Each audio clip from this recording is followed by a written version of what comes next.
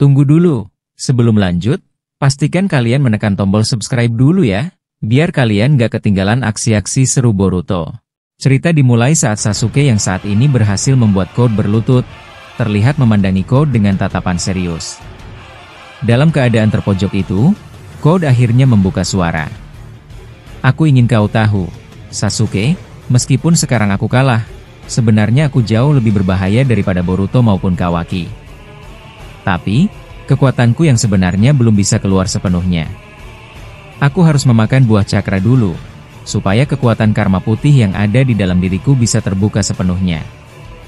Jika tidak, aku tidak akan bisa menunjukkan kekuatan asliku, ucap Code pelan namun jelas, seolah ingin meyakinkan Sasuke bahwa pertarungan ini belum akhir. Sasuke hanya diam mendengarkan, mencoba mencerna kata-kata Code dengan hati-hati. Panel berpindah ke Shibai Otsutsuki. Lalu, panel berpindah memperlihatkan Shibai Otsutsuki yang tengah berdiri di sebuah planet asing, tak jauh dari bumi. Ia menatap sekeliling, mengamati lingkungan yang tampak subur dan kaya akan energi alam. Jadi, akhirnya aku menemukan planet yang penuh energi alami. Planet ini terlihat cocok untuk kutanami pohon Shinju, gumam Shibai pelan sambil tersenyum tipis. Tanpa membuang waktu, Shibai memanggil Jubi raksasa yang tiba-tiba muncul dari balik dimensi. Bersama Jubi, muncul pula para Otsutsuki kasta bawah yang tampak ketakutan. Shibai memandang mereka dingin, lalu berkata, "Kalian semua harus tahu sebagai Otsutsuki kasta bawah, tugas kalian adalah patuh dan tunduk pada perintah dari klan Otsutsuki. Kalian harus rela dikorbankan demi kepentingan Otsutsuki kasta atas seperti aku. Inilah aturan klan kita." Setelah mengatakan itu, Shibai melemparkan para Otsutsuki kasta bawah itu ke arah Jubi. Dalam sekejap, Jubi melahap mereka satu persatu. Tubuh Jubi mulai bersinar terang, memperlihatkan Rinnegan dan Rinne Sharingan di matanya. Jubi pun meraung keras, sebelum akhirnya tubuh besarnya mulai mengecil, perlahan berubah menjadi pohon Shinju yang sangat tinggi dan tampak sehat. Shibai mendekat ke pohon itu sambil berkata pelan, "Kalau pohon ini sudah berbuah, aku pasti akan memakan buah cakranya. Tapi, kurasa aku masih butuh beberapa buah lagi untuk mencapai kekuatan seorang dewa yang lebih tinggi." Shibai lalu terbang ke atas, hingga sampai ke pucuk pohon Shinju. Dari sana, dia melihat bagian atas pohon yang segar. "Naruto kalian semua, tunggulah. Aku pasti akan membalas semua yang kalian lakukan padaku," bisik Shibai, matanya terlihat penuh dendam. Tak lama, panel berpindah ke Eida dan Oga yang sedang berada di ruang bawah tanah markas Kara. Mereka berdiri di hadapan seekor Jubi yang sangat besar, tubuhnya terikat rantai dan tampak seperti sudah berumur ratusan tahun. Eida memandang Jubi itu dengan wajah khawatir, lalu berkata, "Jubi ini ukurannya sangat besar. Oga, menurutmu apa yang harus kita lakukan sekarang?" Oga, yang berdiri di sebelahnya, menjawab dengan tenang, "Untuk saat ini, aku akan memindahkan Jubi ini ke dimensiku sendiri. Aku tidak mau Kode datang dan mencurinya." Daimon, yang duduk di pangkuan Eida, ikut bicara. "Tapi sebenarnya, apa yang Jigen rencanakan dengan memelihara banyak Jubi seperti ini? Aku benar-benar tidak mengerti maksudnya." Mendengar pertanyaan itu, Oga menjelaskan, "Seperti yang sudah aku bilang, para Otsutsuki punya tujuan untuk mengumpulkan dan memakan buah cakra sebanyak mungkin. Jadi, alasan Jigen menyimpan banyak Jubi adalah untuk cadangan, agar bisa membuat banyak pohon Shinju." Setelah berbicara, Oga melompat ke arah Jubi yang sedang dirantai, lalu mengangkat tangannya. Rantai-rantai segel mulai muncul dan memperkuat ikatan pada Jubi itu. Oga membuka portal besar yang berputar dengan cepat. Eida yang melihat itu bertanya lagi, "Oga, kau mau membawanya kemana?" Dengan serius Oga menjawab, "Aku akan membawanya ke dimensiku." "Eida, Daimon, cepat pegang tanganku. Kita harus pergi sekarang juga." Eida dan Daimon langsung berpegangan pada Oga, lalu mereka masuk ke portal itu bersama Jubi.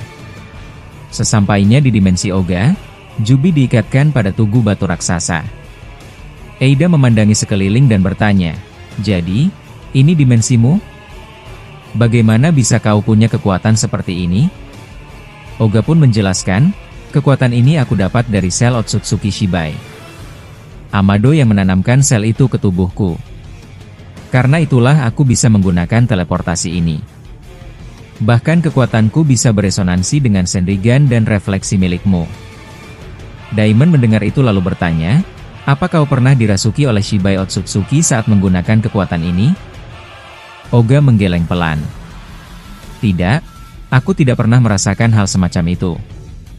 Amado juga bilang bahwa transplantasi ini tidak akan membuat Shibai bisa mengendalikanku. Daimon terlihat ragu dan berkata, tapi aku merasa sepertinya Amado punya rencana lain. Rasanya aneh saja kalau Shibai sama sekali tidak berpengaruh padamu. Panel berpindah ke Shibai lagi. Panel berpindah kembali ke Shibai Otsutsuki yang sedang memperhatikan pohon Shinju yang tumbuh semakin besar. Shibai berbicara pelan, aku harus mencari tubuh yang bisa kupakai untuk melawan Naruto. Aku butuh tubuh yang kuat sambil menunggu masa hidupku kembali pulih. Sepertinya, Diamond adalah pilihan yang tepat. Kemudian, Shibai menggunakan jutsu pemanggilan untuk memanggil para Otsutsuki kasta bawah lagi. Maafkan aku, tapi kalian semua harus jadi tumbal untuk pohon ini, ucap Shibai tanpa rasa bersalah. Otsutsuki yang dipanggilnya itu dilempar ke akar Shinju. Mereka terserap ke dalam batang pohon, hingga pohon itu bersinar dan mulai menumbuhkan buah cakra yang pelan-pelan berkembang. Akar pohon Shinju pun terus menjalar ke dalam tanah, menyerap semua energi dari planet itu. Shibai berkata, sepertinya aku harus menanam Shinju di setiap planet. Dengan begitu, aku akan jadi dewa Otsutsuki terkuat. Tak lama, Shibai mengaktifkan dojutsunya untuk memeriksa apakah pohon itu tumbuh dengan baik. Ia tersenyum tipis, bagus, buahnya pasti akan berkualitas tinggi. Panel terakhir memperlihatkan Himawari yang sedang memangku Hinata yang terluka parah. Ibu tolong sadarlah. Aku mohon, jangan tinggalkan aku.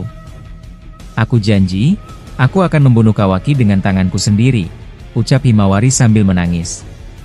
Di dalam tubuh Himawari, Kurama berkata dengan suara lembut, Himawari, cepat salurkan cakraku ke tubuh ibumu. Dia harus bertahan lebih lama.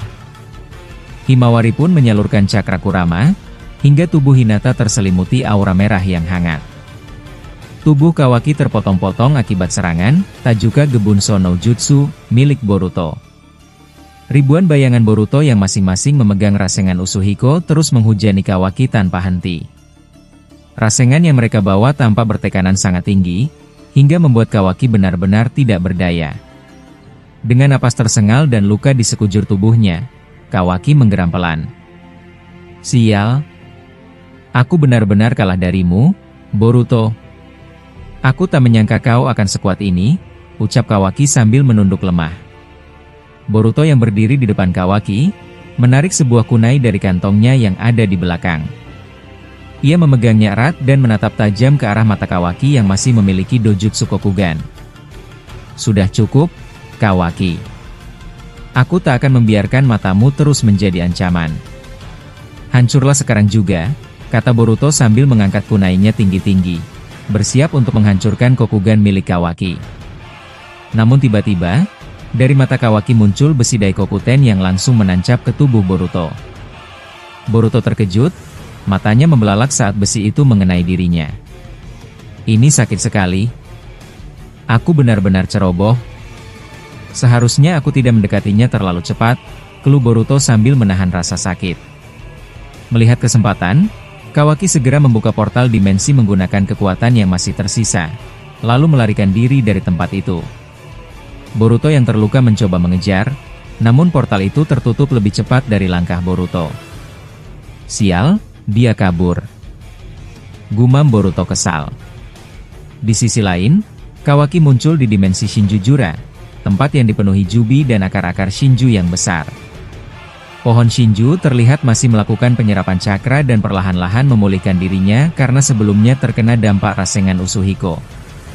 Jura, yang sedang menjaga tempat itu, segera menghampiri Kawaki dan berkata, Kawaki, apa yang terjadi padamu?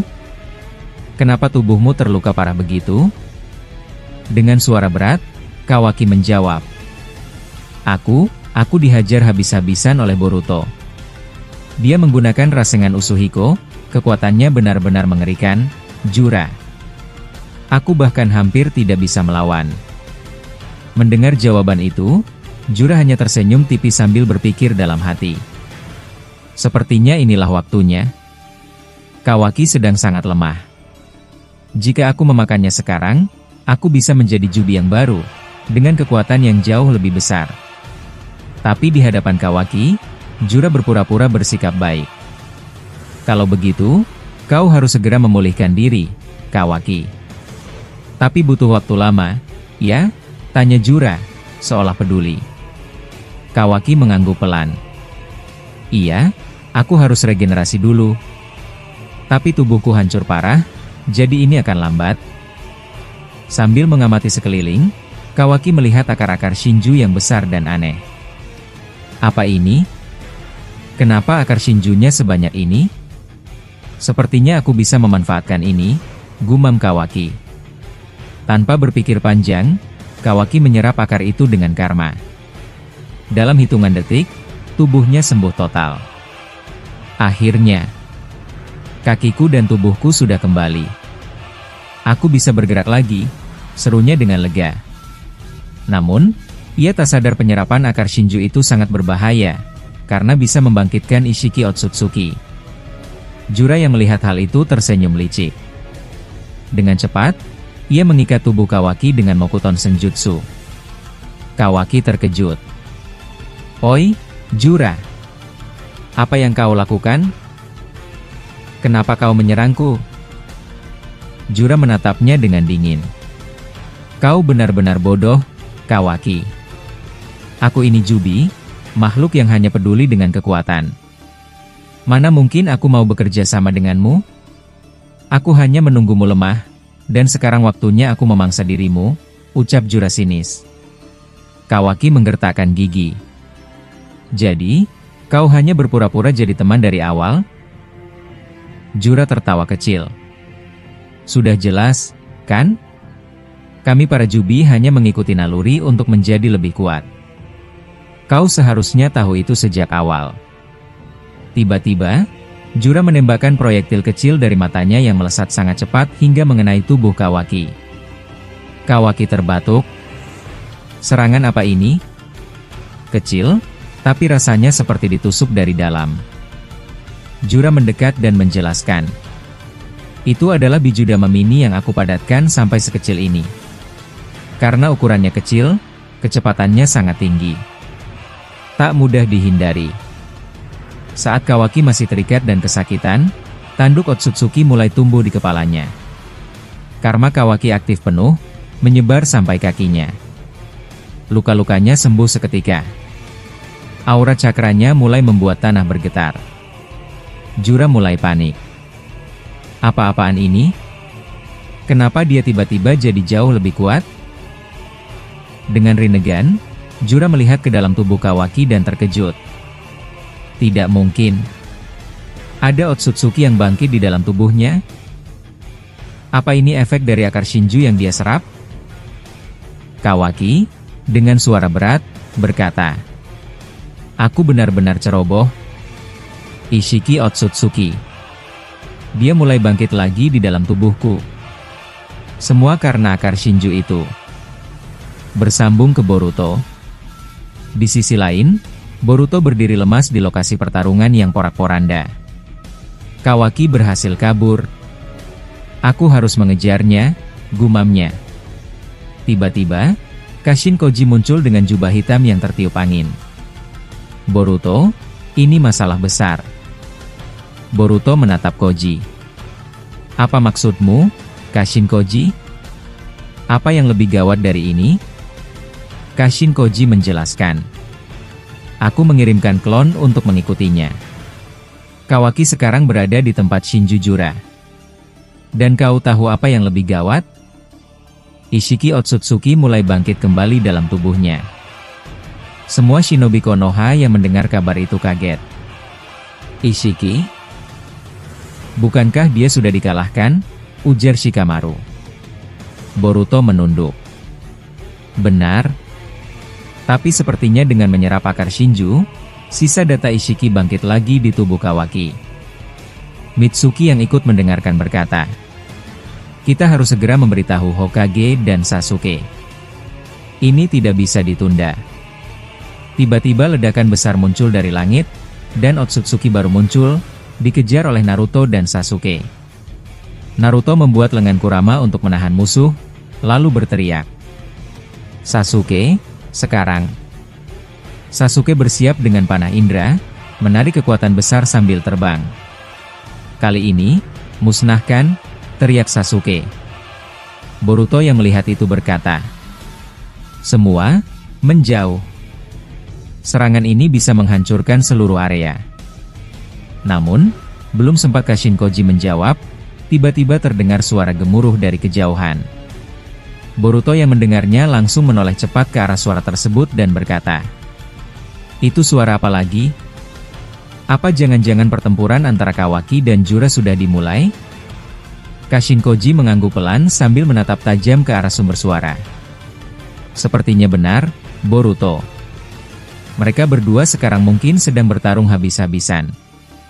Jika Kawaki berhasil memakan Jura, seperti yang aku katakan tadi, dia akan menjadi ancaman yang lebih besar dari siapapun, bahkan mungkin lebih berbahaya dari Ishiki sendiri," ucap Kashinkoji dengan nada serius.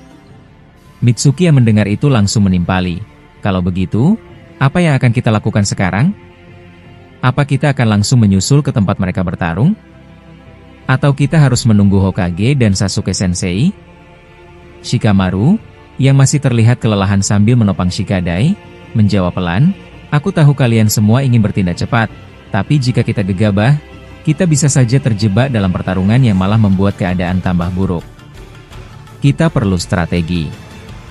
Boruto mengepalkan tangan sambil menunduk, lalu berkata pelan, "Aku mengerti, Shikamaru-san. Tapi aku juga nggak bisa cuma diam aja. Kawaki adalah teman aku. Aku nggak mau dia dikendalikan lagi sama kekuatan yang ada di dalam dirinya." Kashinkoji menatap Boruto, lalu menghela napas panjang. "Baiklah, Boruto. Kalau begitu, dengar baik-baik. Kita akan susun rencana cepat. Aku bisa melacak jejak Kawaki lewat cakranya. Tapi kita harus hati-hati. Karena sekarang, dia bukan hanya Kawaki yang kita kenal, tapi juga membawa ancaman Ishiki di dalam dirinya." Boruto mengangguk tegas, "Aku siap. Aku nggak akan biarkan dia kehilangan dirinya sendiri. Aku akan bawa dia pulang." Kashinkoji tersenyum tipis, lalu berkata, "Bagus. Kalau begitu, ayo kita persiapkan diri. Kita akan berangkat secepatnya."